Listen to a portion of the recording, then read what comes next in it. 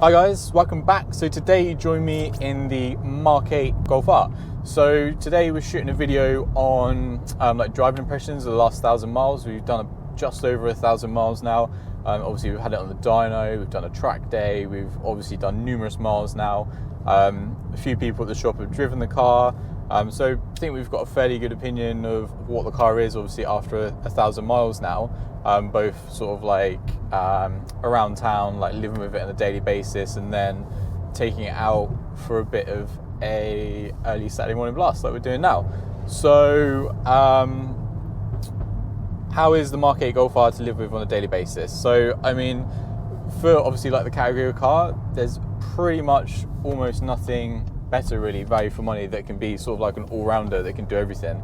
Like you can put a lot of stuff in here, you can drive it around quite nice and quietly, like in comfort mode, which is quite nice. And obviously when you want to enjoy the power and all that kind of stuff, go for a little bit of a blast, a little bit of a fun drive, you can put it into race mode, sport mode, or even like your individual mode and have a bit of fun. So to live on a daily basis, it's not too bad.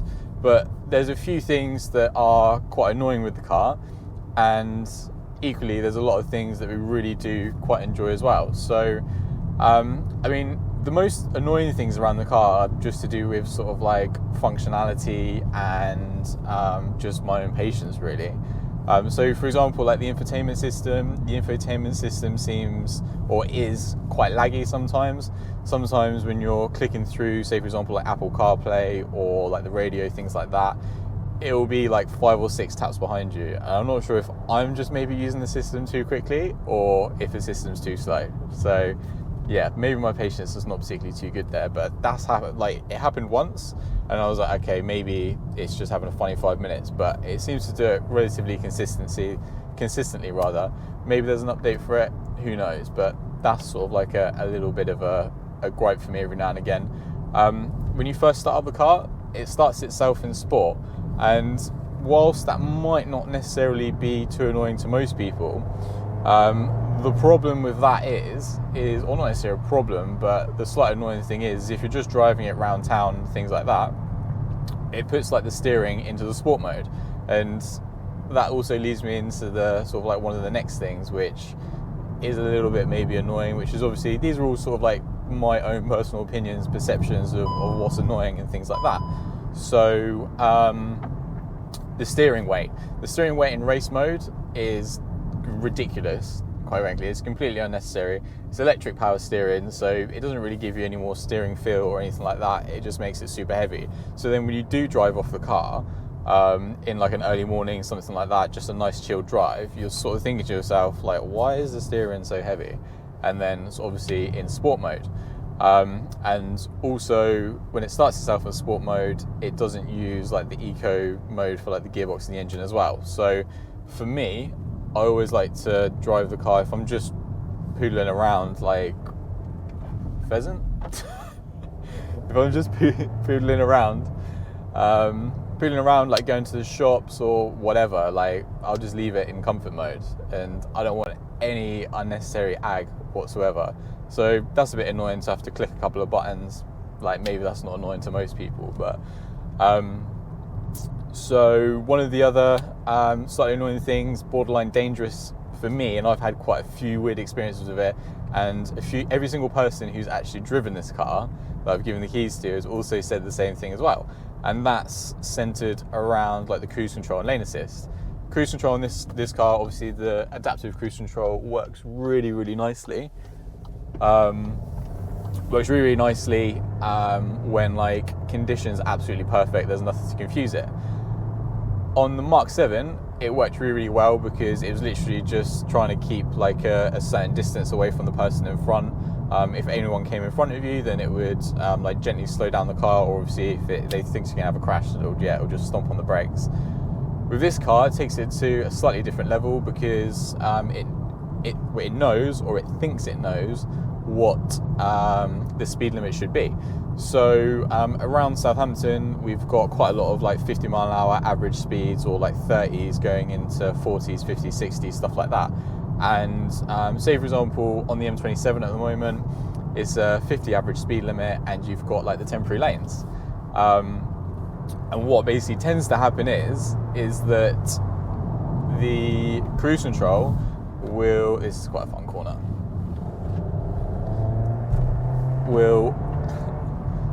the cruise control will jump from like 50 to 70, and you'll just be absolutely chilling, just like mind your own business, like keeping it 50 mile an hour.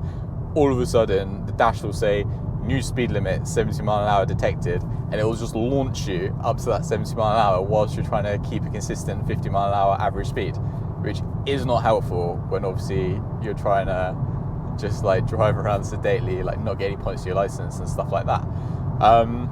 And then that also then builds into another issue as well, whereby it's only as good as the data that's going into it. So every now and again, what happens is that it thinks, say for example you're in like a 60 or a 70, it will detect like 110 mile an hour speed limit all of a sudden, and it will launch you from 70 mile an hour all the way up to 110, which is like absolutely wild. Obviously you catch it before it does that, but it's just bizarre that that's something that happens on this car. I don't know who signed that off. Okay, and then with the adaptive cruise control, you've then got the lane assist as well.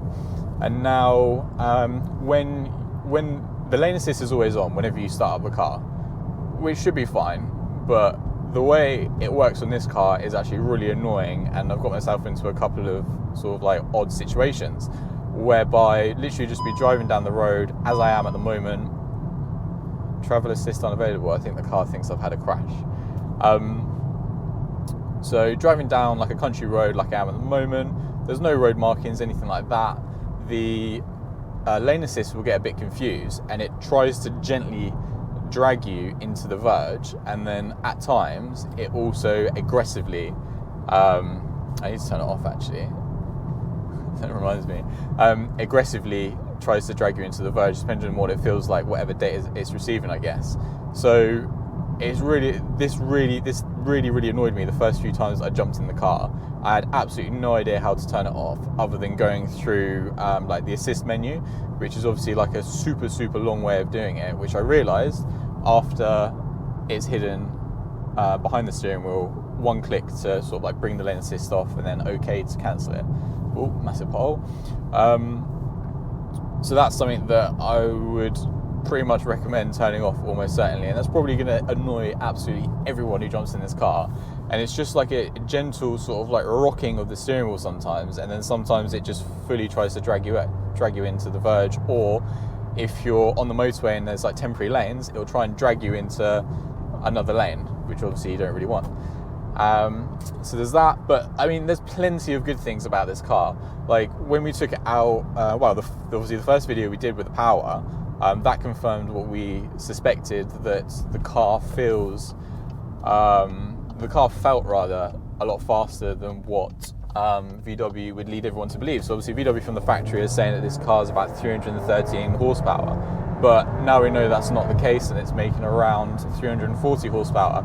And basically putting on the dyno confirmed everything that we're thinking about, which was, or when we drove the car, it felt in between like a stock Mark 7 and then a tuned 7.5R with a GPF as well. So 7.5 Golf R with a GPF will make around 350, 360 horsepower tuned, something like that on stage 1. And this car made about 340, and a Mark 7 can make anywhere between sort of like 295 to 310, depending on what kind of car it is, what kind of example it is. So that's something that's really good. Obviously, it's always better to get more power from the manufacturer than not. And I mean, the styling, for me, I absolutely hated the styling to begin with. Didn't really get it, didn't really like it, but it's definitely grown on me. I think I'm just kind of one of those people that just doesn't really like change. Like, I will resist it as much as possible, but now they've spiced up the design a little bit. I do quite like it, especially the interior as well. The simplicity of the interior really annoyed me to begin with. Taking away all my buttons, my precious buttons, I was just like, big no. But I kind of get it now. They kind of had to do it with all the different various buttons, otherwise you're just going to have like a million buttons absolutely everywhere. The interior, I thought it was absolutely disgusting to begin with, but it's massively grown on me. I do quite enjoy the blue interior now. It was a bit much for me when I initially got into the car, and yeah, I really didn't like it, but it's properly grown on me for sure. To build on the things that we do like about it as well, obviously the power was really good. The performance on track for a standard car is like a standard Golf R is absolutely ridiculous.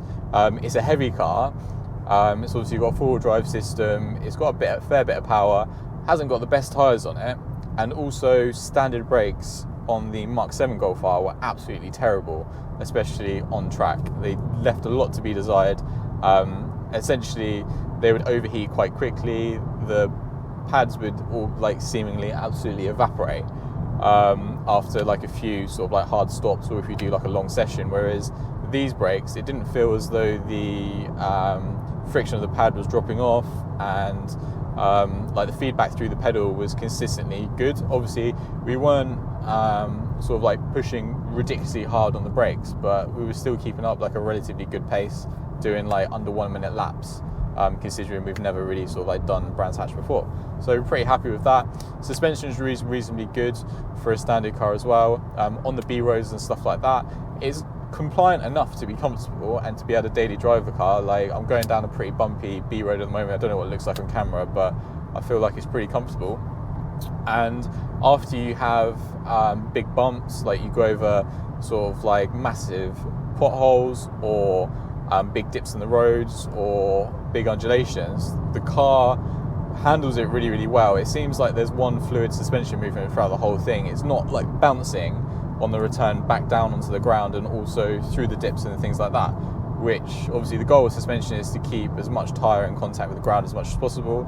And obviously if the suspension is losing control of the tyre, you're not really maintaining that contact patch, so it's a slower way to drive. So I mean, it's definitely a positive step forward. It's probably a bit firmer than the Mark 7, but it works really well.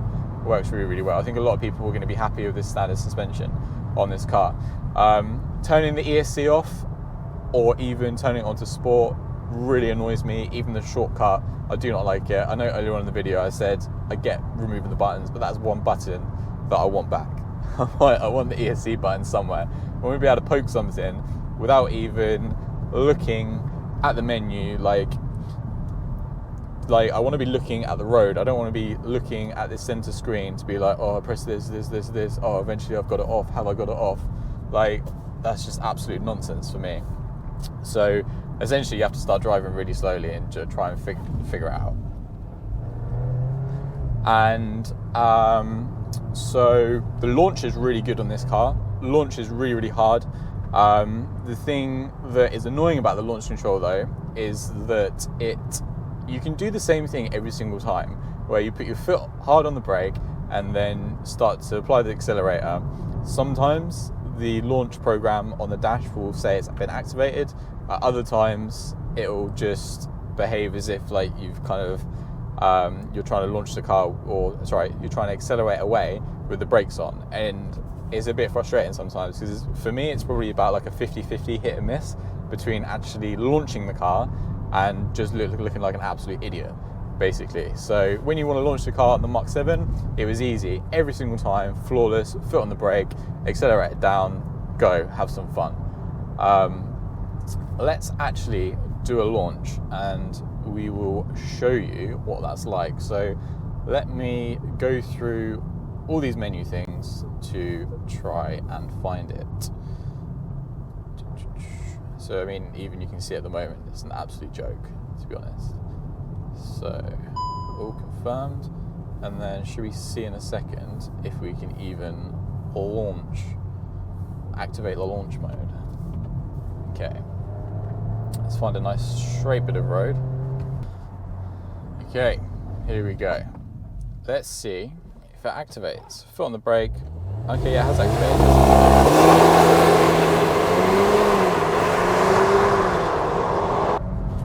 As you probably see there, like, it launches quite nicely. There's a decent amount of wheel spin. It doesn't really grip up and go, but it feels like a lot harder and more dramatic than the Mark 7 for sure. So let's turn back on all that stuff, because a pheasant is most likely going to jump out at me at any moment, and I really don't want to murder anything today. So see what I mean? The whole thing's a joke, honestly. Right, and we're back in the game. I don't know if you can hear it on screen, but the standard exhaust sounds is actually quite nice. So at the moment, driving the car with the individual mode I've got set up. So the individual mode that I've got set up on this car, I've got it so that the engine sound or exhaust sound is on pure. And what that means to me, or what that is basically, is it's got the least amount of sort of like electronic or like piped in sound as possible. On the Mark 7, if you've driven a Mark 7, then you'll know that it sounds like a Subaru from inside the cabin.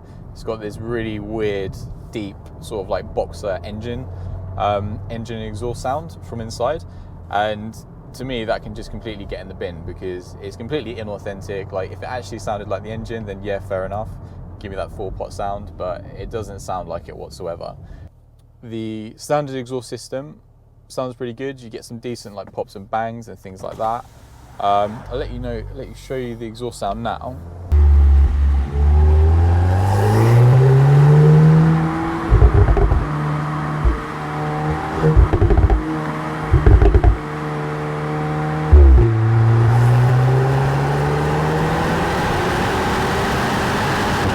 So yeah, it gives you a little bit. Way better than the standard Mark 7. Like I say, the whole entire car is just another level on the Mark 7, which obviously you'd hope for a Mark 8, but I don't think any of us were expecting it to be this good. The Acura, I haven't driven a car with an Acura, I can't really comment how good that is, but obviously it looks awesome. I'm filming this video at the weekend at the moment, and we are installing a Miltech exhaust on a Mark 8 Golf R on Monday. So that'll be coming to the channel probably the following week. So when this video goes out, it'll probably be around that time. So you should be able to hear a Mark 8 Golf R with a Miltech exhaust on. And if I like that, we'll probably put it on this car. At the moment, obviously if we're going to be using the car on track, we don't want to make it too noisy for that purpose. When we went to Brands Hatch, it was like under 80 decibels, which is absolutely hilarious, really. Usually, like, noise limits, to give you an idea, on track are about 90 is like a low, 90 is Thruxton, which not really many people go there. Then you've got Goodwood, that might be 95, 98, I believe. And then you've got like some Donington days, which are like 102, 105. Sometimes there's no decibels, but obviously every single time you go up a decibel, it's like significantly louder. It's not like it's a little bit louder. So yeah, we'll probably most likely put an exhaust on this, spice up the rear end of the car a little bit as well. But yeah, I'll see if I like that exhaust. Maybe we'll put it on. In terms of engine sound as well and turbo sound, you probably would have heard, or hopefully would have heard, when I tried to show you the exhaust note, you can hear some of like the turbo spool noises and stuff like that as well, which you didn't really get on the Mark 7. So that's a really nice little bit you get with this car as well. For a standard car, like I say, it's like they've taken all the cues from the aftermarket and they've added it all on to improve the overall driving experience. But I mean, where do we go from here? Obviously there's no ECU tuning available for these cars. The ECU is locked. If I haven't explained that already, what a locked ECU basically means is that no one or no tool manufacturer that people communicate with the ECUs with has like a protocol to communicate with the ECU. So if you can't communicate with the ECU, you can't send information into it and you can't read information out. And that's going to be one of the critical things of being able to tune any car, is obviously being able to read the standard maps out and being able to put modified maps in, test, and go from that. So at the moment, that's pretty much off the table. But I mean, as soon as one tool manufacturer is able to do it, you'll see like loads of companies popping up out of the blue being like, oh, we can map Mark 8 Golf Rs now, to various degrees. So that's something we're really excited about hopefully happening, because if we can do stage 1 on here and get around 380, 400 horsepower, just throwing numbers out there, this would be a really, really nice car. But I mean, if we were to add more power to it, you would need to upgrade other things. So at the moment, the car feels like a nice balance. Like, the brakes are really good, the power's good, the handling's really good, all that kind of stuff is really good.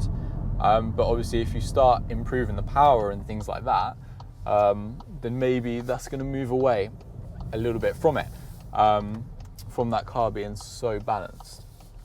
So beautiful horses just there. So not scare them. So where do we go from here? Obviously more power would be nice.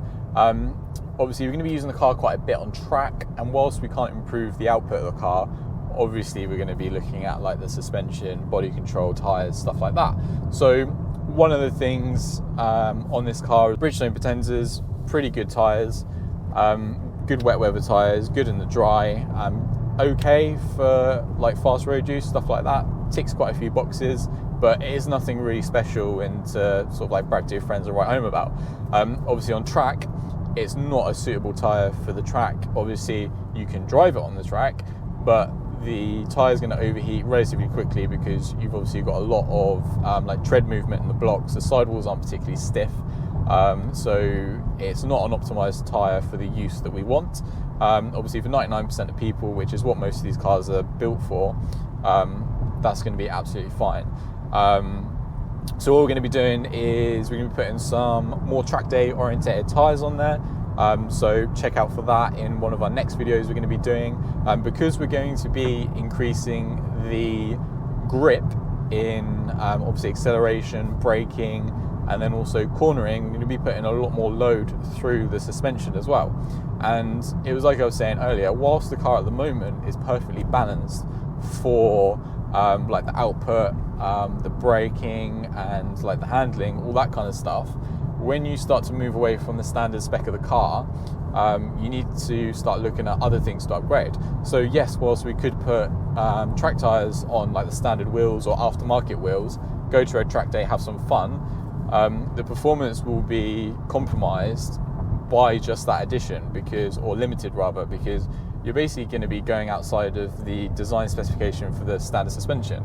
And if you're going to be putting more load through the standard suspension, and as you can see through some of our videos and then photos from the track day, you can see just how much this car rolls going through into the corners. And if you add even more grip from the tyres, you're going to be in danger of going right to the end of the stroke length of the damper, and the suspension is not really going to be doing anything. It's going to be fully compressed, and if the suspension is not doing anything, it's not controlling the tyre, so it's not going to be optimal for grip.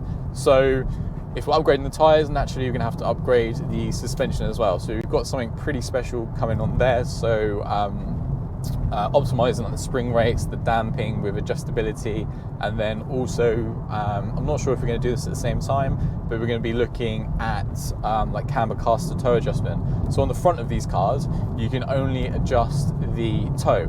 There's no caster or camber adjustment. And whilst that's okay for road use, like keeping the car, like the tracking straight for road wear and things like that, it's not optimal for getting a nice consistent temperature across a tyre for track use, because the camber is what essentially provides like a nice even temperature across the tyre. So if we're improving the grip massively, and then we are moving away from the stock tyres to aftermarket tyres, the standard alignment, although yes, it will work, it's not going to be optimal for the use we're using it for. So this is all about optimizing the car for the use that we're using it for, and that is fast road use and some track day use. Obviously we don't want to be out, well obviously everyone wants to be out and out the fastest human being at a track day, but what I'm saying is that we want to go to a track day, have some fun, have more fun than you would do in a standard Golf R, go quicker than you would do in a standard Golf R, but not have an unenjoyable drive on the way to the track or on the way back. Because I think most of this car's charm is being able to do everything to a really, really good standard. And if you start taking away from that, you may as well get a different car almost. That's for me what sort of like this project is about, is being able to enjoy the car on like fast road use, B road, sort of like what we're doing at the moment. Take it to a track day, not feel like you've been through like World War One, World War Two, and then have a nice chilled drive back basically. And then also, yeah, drive it to the shops and stuff like that in comfort mode, it not be too dramatic. So a nice all-rounder. Just to finish off what I was saying about the suspension adjustment at the front, obviously you've got toe, no camber, no caster, but we can add that through some suspension parts, and we'll look at doing that. I'm not sure if we can do it at the same time suspension. On the rear as well, this car's got toe and camber adjustment already, being like a multi-link setup. But again, you can even improve upon that. The other thing to say about suspension as well is that when you start to lower the ride height, which is obviously what the majority of pretty much all aftermarket suspension does, the standard adjustment for like the toe and the camber can sometimes go out of spec, and go out of adjustment rather. It can basically go to the end of its adjustment, and what that means is you can never bring it back into spec. So one of the important things about doing the suspension setup is making sure that we can bring it back into the OEM spec of alignment if we wanted to, and then also being able to adjust it far further than what we need to and what we might need to, so we can adapt the suspension and the alignment for many different types of use cases, and also types of customers that can be driving the cars, because one alignment setup for someone who's spent thousands of hours on track, is a professional race driver, is completely different to someone who's new to a track day. So when we do wheel alignment, these are all questions that we ask people, is what type of use are you using the car for, how experienced are you, things like that, because when you're driving a car on track, it's just as much about drivability and customer confidence as it is about giving out the fastest setup. So yeah, so the next video we're going to be doing suspension, we're going to be doing wheels, we're going to be doing tyres, and we've got something exciting coming for all three of those things that doesn't look like it's been done before on a Mark 8 Golf R so far as well. So yeah, hopefully you found this video interesting. Obviously, it's a new type of video for us that we're doing on our own project cars. Yes, we do want to do these kinds of videos on customers' cars, but it's not something that we're going to do when a customer has work in, because it's not really sensible to be driving the car around at rush hour during work hours. So that's not something we're going to be doing, but like we did with Matt, if we can find a customer or customers that are willing to go out with us like early in the morning and go out for a sensible drive where there's no traffic, lowest risk and stuff like that, where we can have like a sensible chat and drive about, then we'll do that as well. So yeah, we are looking to do some more of these videos, and obviously the important thing, so we can secure the time, secure the budget to be able to do all these videos, is if obviously you guys can give us like some comments, let us know what you like, let us know what you don't like. Obviously share it about as well if you found any value in it. Yeah, just let us know what you enjoyed, so we can just keep on building on this and shoot stuff that you enjoy watching, because I'm sure that, oh shit, pheasants. Those pheasants, right, they literally have a death wish. Standing in the verge, and then as I literally go square on with it, decides to jump out. Bless him, not today, he gets to live another day. Anyway, so yeah, that's the end of the video. Obviously, if you're not subscribed to us already, really appreciate it if you did subscribe, give us a thumbs up, share it to your friends, all that kind of good stuff, and I hope you have a nice evening.